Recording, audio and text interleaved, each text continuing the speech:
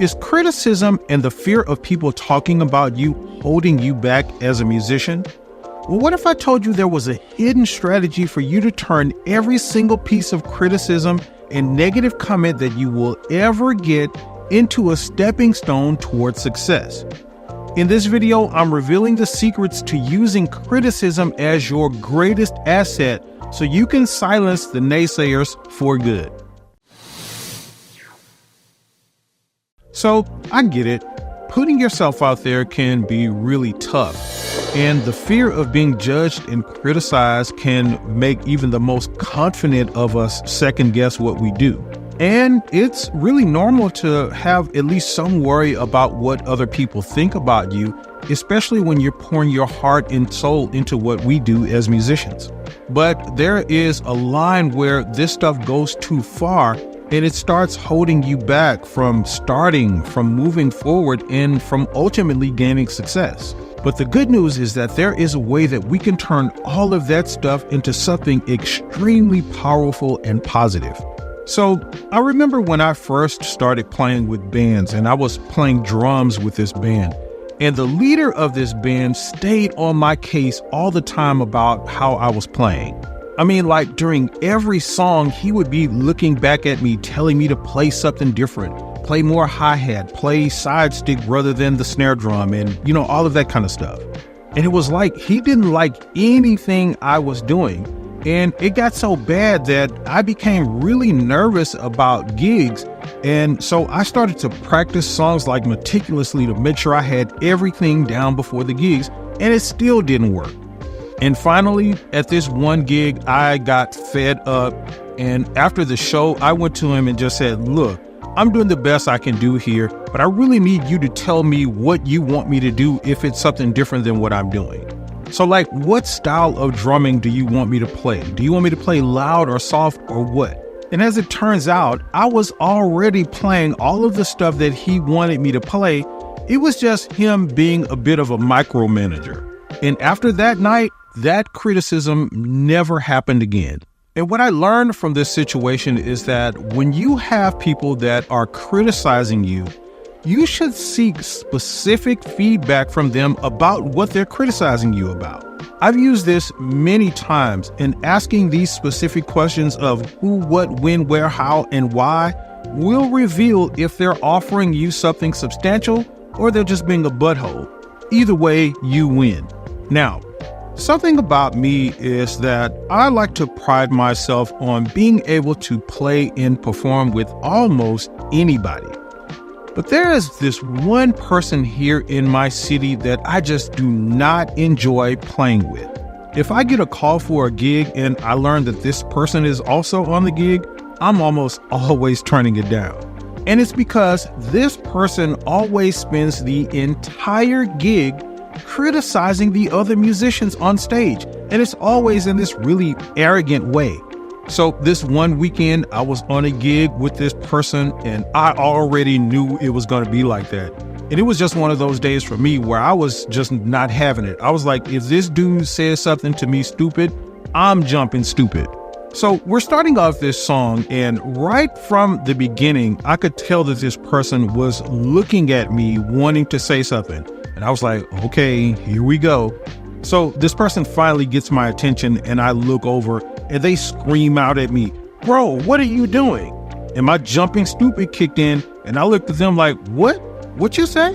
Turns out this person was trying to tell me that I was playing the song in the wrong key. We had discussed from the beginning doing this one song in a different key than the original, and I was playing it in the original key. And the lesson that I got from this was that although it's really natural to feel defensive like that in situations like that, I needed to separate the emotions from the feedback that I was getting so that I could assess the situation clearly.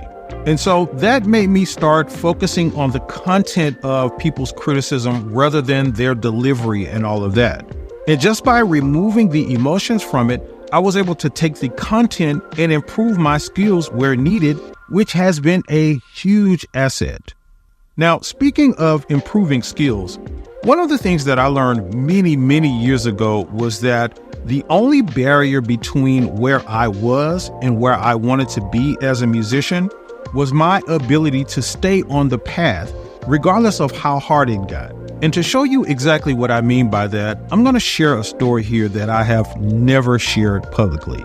So back when I was learning to play keys, there was this guy in my city who played keys. We'll call him Joe, who I thought was an absolute beast on the keys.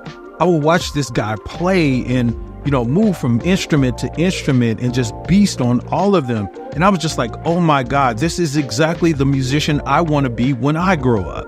So I would always try to get this dude to teach me piano lessons, but I could never catch up with him. I would call and leave messages, and whenever he would call me back, he would always tell me about how busy he was and that he would have to work with me whenever he could. And this went on for pretty much about a year. Now, about 8 months or so after I started playing keys, I got really good at it quickly, and I landed my first job at a church as a director of music. And boy, was I super excited about it. Because as a young teenager, this was something that was life-changing for me. And because I was so excited about it, I started telling everybody about it. So word got around about it, and word got around to this person I'm talking about, Joe, that I had got this job at this somewhat well-known church, right? So I'm at home one night and the phone rings, and this is when we still had house phones. And I pick up the phone, and guess who it is? None other than Joe. I said hello, and he starts telling me about how he heard about me getting this church job, right? And I am super excited because I got the guy who I look up to as a musician the most calling me to congratulate me and all of that about getting this job. At least that's what I thought. He immediately goes into this speech about why he thought I wasn't ready for this job and that I should turn it down, and gave me all of these reasons why he thought it wouldn't work out. And you're talking about soul crushing? I hung up that phone, and I remember crying like I had never cried before in my life. It was like somebody had ripped my insides out, talking about ultimate criticism. Jeez. But it was that same night that I made a determination in my mind that I was going to work hard, that I was going to learn, that I was going to grow, and I was going to be great, and I would never, ever let anyone's words stop me from doing that. And this is what we have to do as musicians when we get criticism. We have to have such a strong growth mindset that when people criticize us, we use that as fuel to propel us forward to success. And to be clear here, I really honestly think that Joe was just trying to look out for me and really not wanting me to take on anything that he thought I couldn't handle. But that demonstrates the second lesson in the story. People will many times criticize you because they're projecting their own thoughts and fears and dreams and goals and insecurities and all that onto you.